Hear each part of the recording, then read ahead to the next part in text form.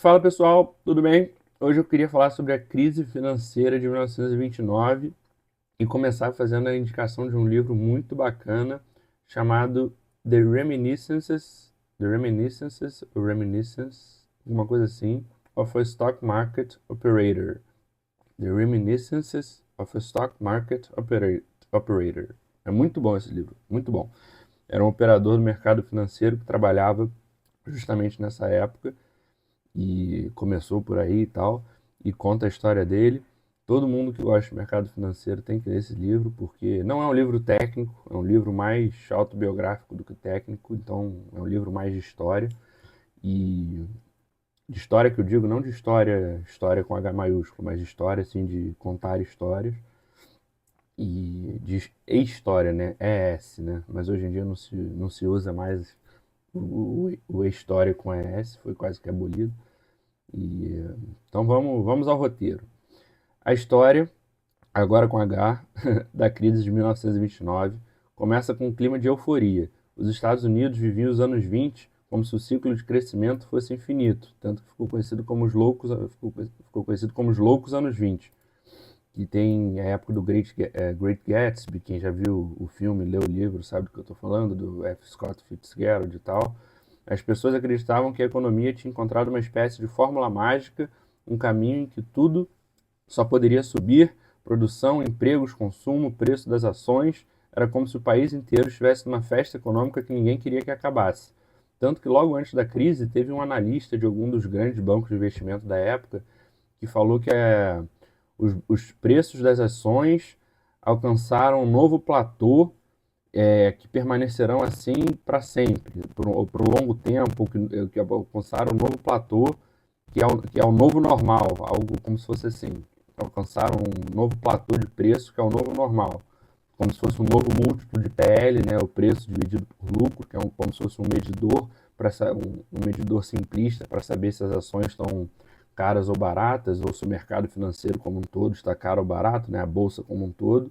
E aí a bolsa estaria com um PL super alto, e aí esse analista teria dito: a bolsa alcançou um patamar, né, um PL, que agora seria o novo normal, justamente pelo consumo desenfreado dos anos 20, muita gente ficando rica, as pessoas comprando muito, muita gente ganhando dinheiro, a classe média se expandindo. Essa parte da história dos anos 20 dos Estados Unidos, do pós-Primeira Guerra, é muito interessante, embora os Estados Unidos ainda não fossem aquela grande potência mundial que eles se tornaram no pós-Segunda Guerra, quando os Estados Unidos se tornaram o grande credor do mundo, que é aí que o paradigma mundial se mudou, se alterou completamente. Isso é muito importante para entender um pouco da história do século XX, da primeira parte do século XX,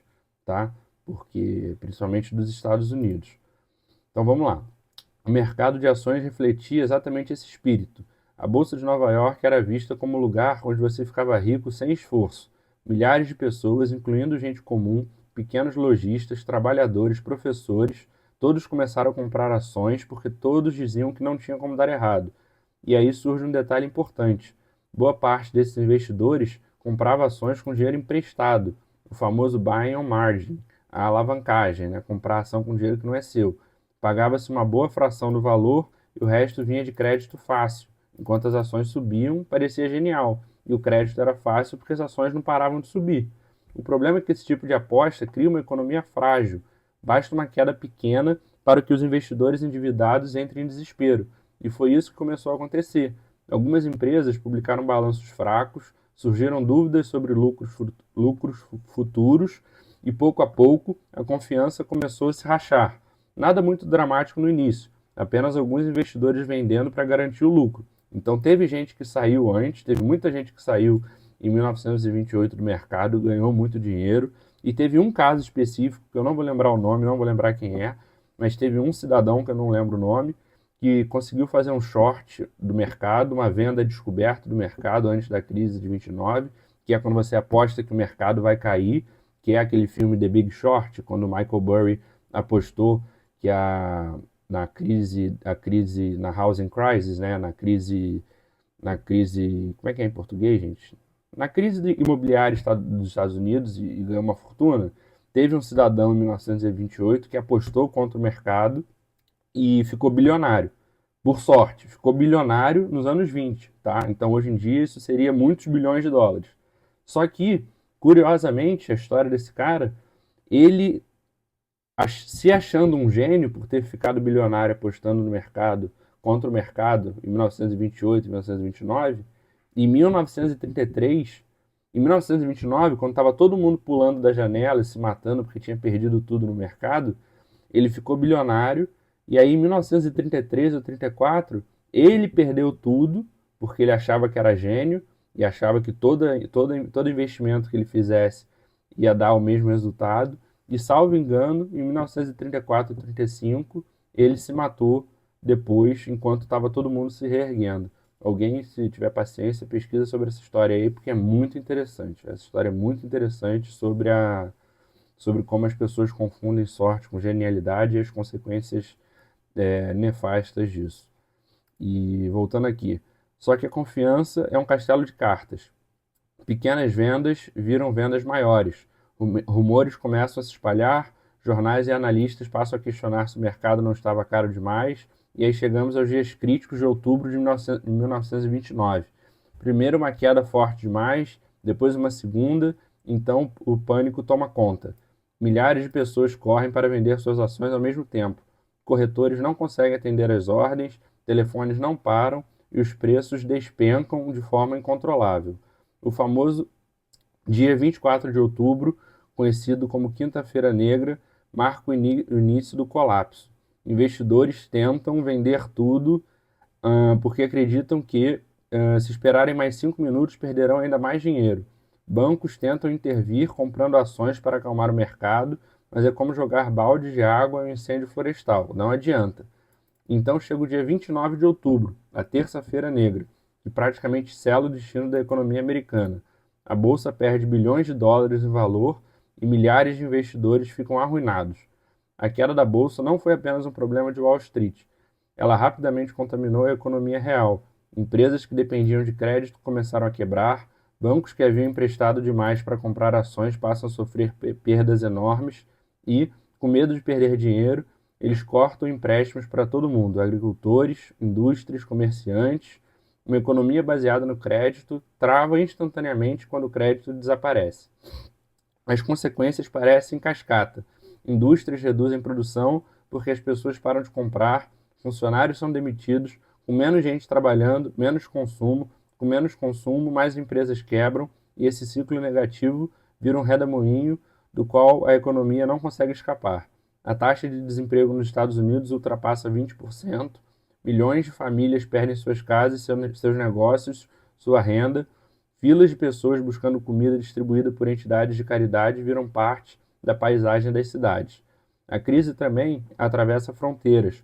Como os Estados Unidos eram um grande financiador internacional, vários países dependiam de seus empréstimos. Quando o dinheiro americano secou, economias inteiras começaram a desmoronar.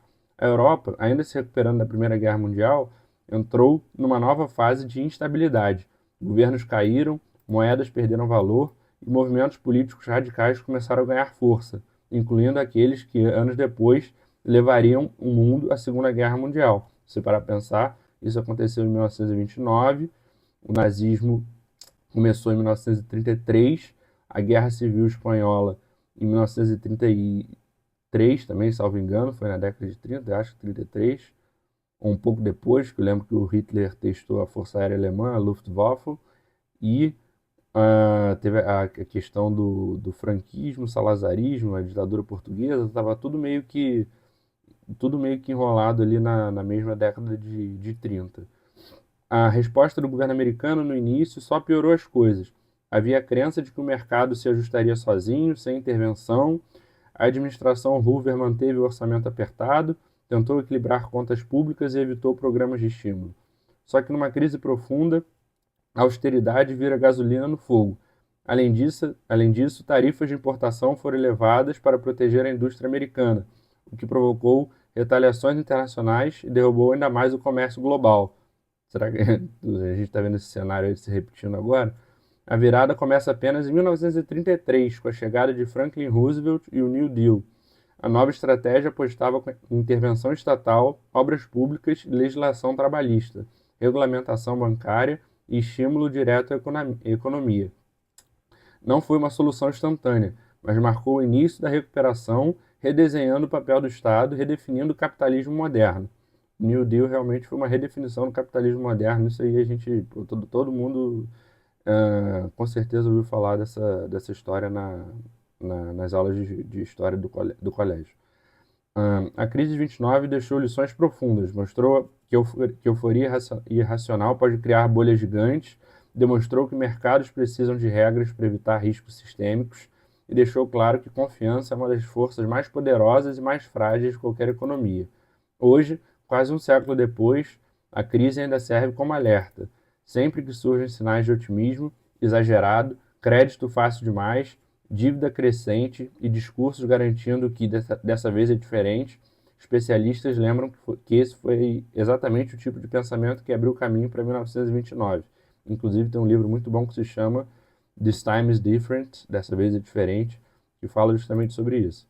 No fim das contas, a história da Grande Depressão é um lembrete de como riqueza pode evaporar rapidamente quando as estruturas que sustentam uma economia, crédito, confiança, produção, emprego, entram em colapso ao mesmo tempo, e como decisões equivocadas, somadas ao medo coletivo, podem transformar uma crise financeira em uma crise histórica e abrangente a todos os aspectos da sociedade, da sociedade geral, como um todo, para ficar bem repetitivo.